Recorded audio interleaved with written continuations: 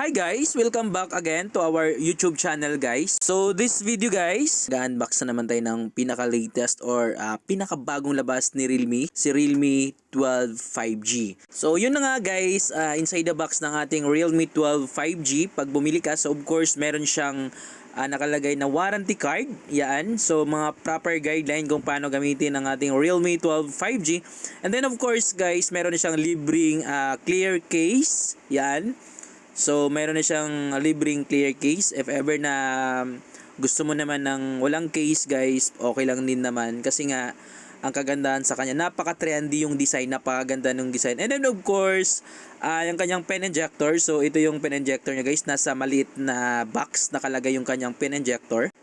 And of course, guys, sa ilalim is andyan yung kanyang adapter and also yung kanyang cord, syempre. So dito pala guys, ang ating Realme 12 5G is gumagamit na siya ng 45 watts Superbook charge, plus ang kanyang battery guys is naka 5,000 mAh massive battery.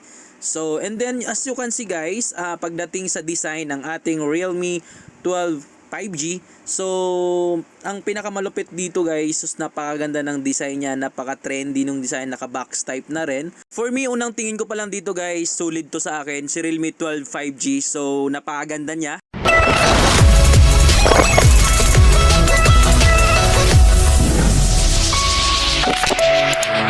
So yun na nga guys, unahin natin ang kanyang screen display. So dito pala guys, ang ating Realme 12 5G is gumagamit na tayo dito ng 6.72 inches. So if ever guys na mahilig ka mag-games, mahilig ka sa mga viewing experience mo, mahilig ka manood ng mga YouTube mga palabas, so ma-enjoy mo yung screen display natin dito kasi nga medyo malaki yung screen. And naka-dual speaker na pala ang ating Realme 12 5G guys, so napakaganda niya. Plus, ang kagandahan sa kanya guys is gumagamit na siya ng 256GB of storage. And then, ang kanyang RAM guys is naka 8GB RAM plus 8. So, total of 16GB RAM. So, meron siyang tinatawag na Dynamic RAM Expansion. And then, dito guys, ang kanyang Android. So, meron na siyang OS Realme UI 5.0. And syempre, naka-Android 14 na tayo dito guys. And also guys, ito pang nagustuhan ko sa kay Realme 12 5G, ang kanyang design. So dito guys, kung napapansin nyo or makikita mo, napakaganda ng kanyang design. So napaka-trendy, napakalupit. And then of course guys, Realme 12 5G pala is meron siyang dalawang available na kulay. So meron siyang Twilight Purple and then yung Woodland Green. And then of course guys, so sa nagtatanong kung magkano yung price ng ating Realme 12 5G is yung price niya guys is 14,999.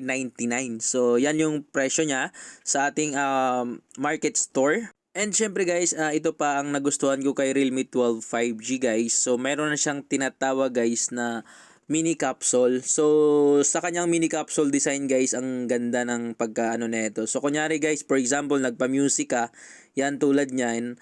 So pwede mo na siyang i-next yung kanta mo using by our mini capsule design. So pwede mo i-control yung music mo diyan, yan sa taas. So of course, kunyari i-next mo siya. And then of course, ang pwedeng ma-display diyan, battery status, yun nga, yung music, and then yung weather guys, and then data usage. So makikita mo dyan sa kanyang mini capsule, para na talagang iPhone 14 Pro Max yung datingan ng ating Realme 12 5G. And then of course guys, punta naman tayo sa kanyang camera.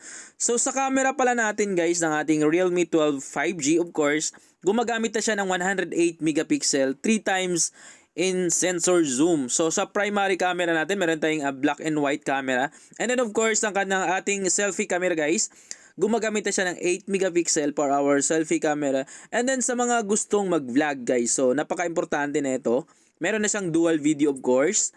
Yan yung mga sample shot guys ng ating Realme 8 5G. So tinestingan natin kung gaano siya kaganda. So for me, pagdating sa camera is okay naman, goods naman sa akin. Sa performance in terms of clarity ng camera, so good sa akin. Naka 108 megapixel na kasi ginamit dito. So mas maganda pagdating sa mga vlogging or mahilig ka mag-take ng photos. So, and then of course, syempre guys, sa design, panalo tong Realme 12 5G.